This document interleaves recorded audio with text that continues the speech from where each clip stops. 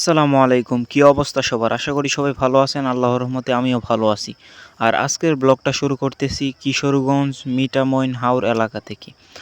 আর হাওর এলাকার সৌন্দর্য নিয়ে কিছু বলার নাই। হাওর এলাকা মানেই অন্যরকম সৌন্দর্য, সাধারণ সৌন্দর্য। আর ঘুরতেছিলাম, ঘুরে ঘুরে দেখতেছিলাম।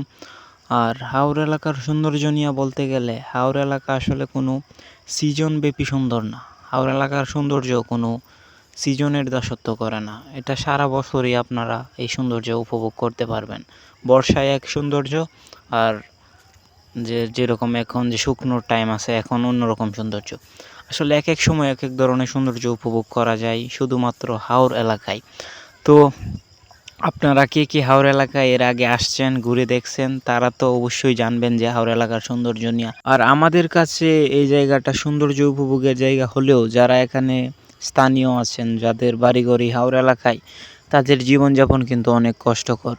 অতীতে আরও কষ্টকর ছিল, আর বর্তমানে তো মিঠামইনের যে রাস্তাটা হয়েছে ওই রাস্তাটার জন্য অনেক সুবিধা হয়েছে।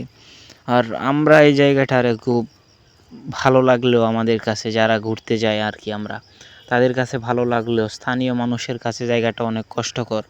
কিন্তু তবুও তারা কষ্টকে সহ্য করে তাদের পূর্বপুরুষের আমল থেকেই তারা এখানে বসবাস করে আসতেছেন।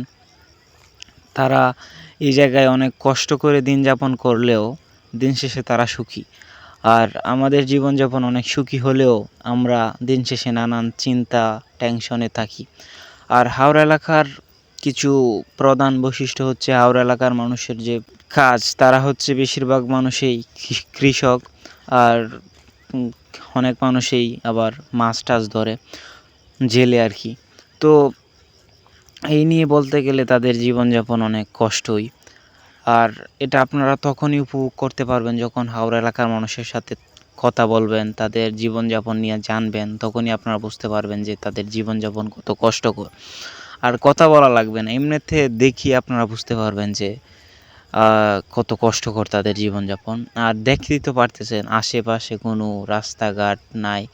রাস্তাও যদিও বর্তমানে হয়েছে, তারপরেও অনেক দূরে, এই যে দূরে দেখা যাইতেছে।